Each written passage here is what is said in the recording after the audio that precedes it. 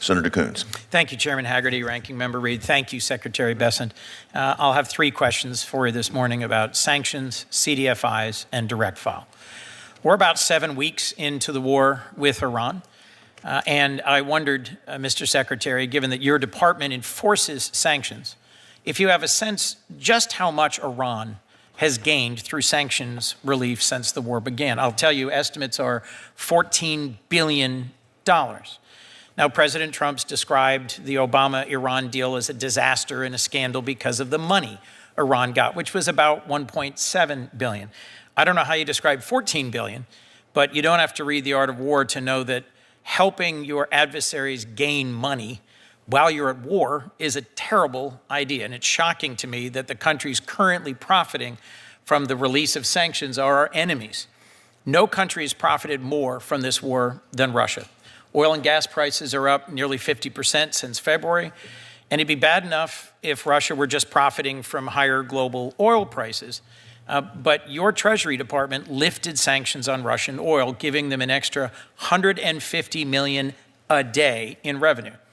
And those funds are going not just to kill Ukrainians, but Russia's using its profits to support Iran with drones and intelligence to kill our troops. So, look, to summarize, I find it hard to believe that we are continuing to relieve sanctions pressure on Russia and Iran. I was encouraged when last week you said that the department would not extend the sanctions relief for Russia, yet the next day that was reversed. Can you give me any brief idea why it's a good idea to relieve sanctions on Iranian and Russian oil? Good. With pleasure, Senator. The $14 billion is a myth and unfortunately a DNC talking point that I've been subjected to many times. If anyone would like to show me where that $14 billion comes from, I look forward to an exchange of details on that, Mr. Secretary. We can exchange it in a very public forum. I'm not the DNC. I'm the senator from Delaware.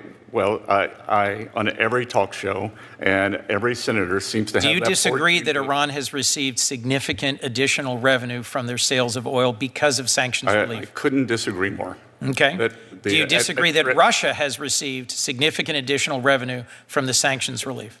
I couldn't disagree more. Okay. Why did you relieve the sanctions against Russian and Iranian oil? Think of it this way, sir. There's the Strait of Hormuz. Familiar with it. There is oil to the left and to the right. There is to the right. The Treasury was able to, just as you are concerned about gasoline prices for the American consumer and for our Asian allies, as are we, Treasury was able to create the more than 250 million barrels on the water. And the way to think about this is, as I came in today, the oil prices are at $100. If we had not done that sanctions relief, they might have been at $150 because the world became very well supplied. So if Russia was selling their oil at a 20% discount, I can tell you that 100% of 100 is less than 80% of 150, and the American consumer has been better off. Well, look, the folks in Delaware are buying $4 a gallon gas today.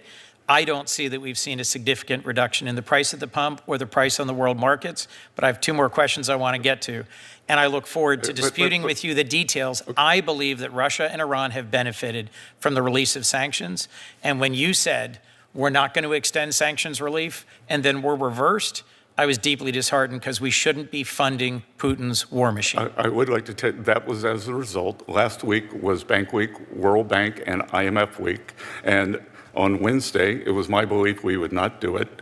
I was approached by more than 10 of the most vulnerable and poorest countries in terms of energy, and they asked us to extend that sanction, and it's only for 30 days. 30 days, $4.5 billion to Putin's war machine. 2 more questions. The CDFI funds. I was encouraged by your comments in support of CDFI last year. I am one of 32 senators, bipartisan senators, who are co-sponsors of the Daines-Warner Afford Act, which strengthens the CDFI fund. Delaware, like most states, has a housing affordability crisis. Every dollar provided by Treasury to CDFIs crowds in $8 in private investment. I think they are a proven bipartisan, effective way to help build affordable housing in rural and urban communities. I'm perplexed by your budget proposal, which would cut over $200 million, a more than 60% cut to this successful program. Could you tell me briefly why? First of all, that was an OMB apportionment. The funding. So you don't support it? The funding is now $280 million, and I do support the new $100 million program on in rural areas. And I can tell you that part of the CDFI program had lost its way in terms of a partisan agenda, and we can see, for instance. Mr. Secretary, I have one last question for you, and I don't think funding affordable housing is a partisan agenda. Direct file. You spoke compellingly about an interest in making the IRS easier to access, more efficient, yet you shut down the direct file program. I was very disappointed by that. More than 300,000 taxpayers used it last year. It is a quick, free, U.S. government-provided way to file taxes. The average American who has simple tax filing spends $270 and 13 hours filing their taxes through paid services. Direct file saved the average participant $160.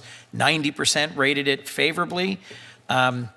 And the alternatives are run by for-profit tax prep companies designed to steer filers towards paid alternatives.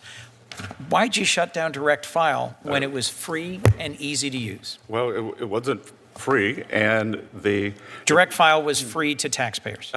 Not to the American people. It's $138 per person. So $72 million for, as you said, about 300,000 taxpayers. There is an alternative, which is a public-private partnership, Free File, which is free to the American people. The and filers, over 3 million people use that. And for direct file, more than 60% of the people who started their application didn't finish it. Thank you for those answers, Mr. Secretary. Thank you. Thank you. I'd now like to turn it to Senator Fisher.